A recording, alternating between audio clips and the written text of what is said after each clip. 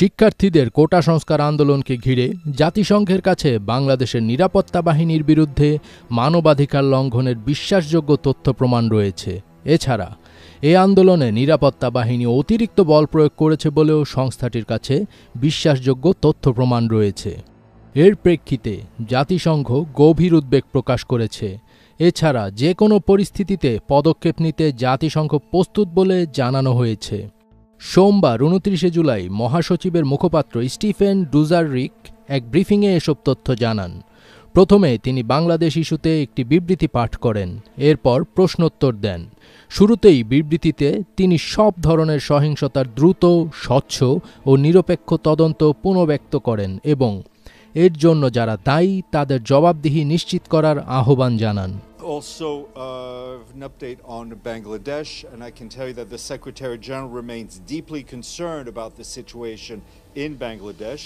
He notes the reports of the resumption of student protests today and reiterates his call for calm and restraint. The Secretary General is concerned about reported mass arrests of thousands of young people and political opposition in connection with the current student movement.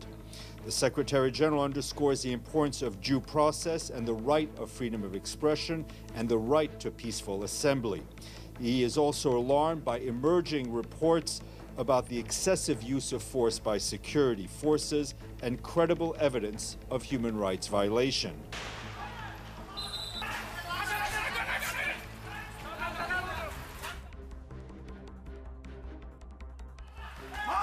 Dujarric জানান, শিক্ষার্থীদের আবারও শুরু করা বিক্ষোভের বিষয়টি তাদের নজরে এসেছে।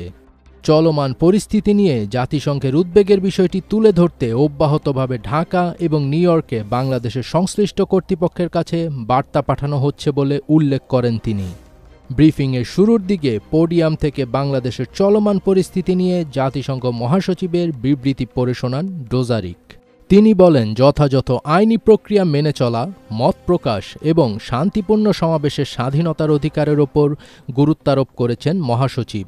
আইনশৃঙ্খলা বাহিনীর সদস্যরা যেভাবে বিক্ষোভ দমনে অতিরিক্ত বল প্রয়োগ করছে এবং মানবাধিকার লঙ্ঘনের বিশ্বাসযোগ্য যেসব প্রমাণের খবর প্রকাশ পেয়েছে তাতে শঙ্কিত তিনি।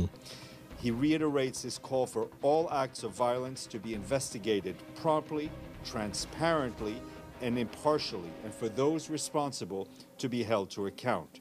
We continue to raise our concerns about the situation in the country with relevant authorities, both in the capital Dhaka and here in New York, and we count on Bangladesh to respect and uphold human rights, including as a troop contributing country to the United Nations peacekeeping missions.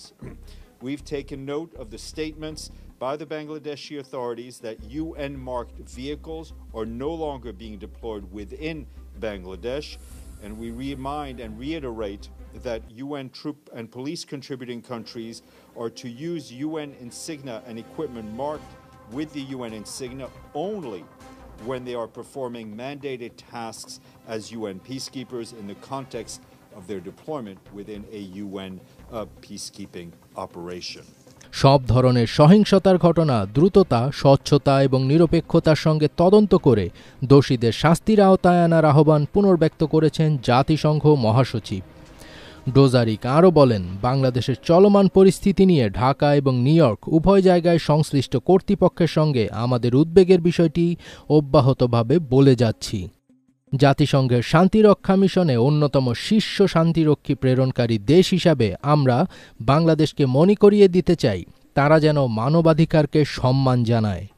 তিনি আরও বলেন, বাংলাদেশ কর্তৃপক্ষ আমাদেরকে জানিয়েছে যে জাতিসংঘের logo সম্বলিত গাড়ি বিক্ষোভ দমনে আর ব্যবহার করা হবে না।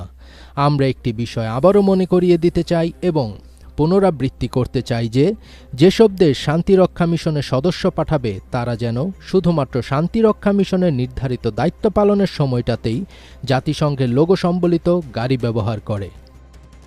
ফজবির তাজ, এটিএন বাংলা।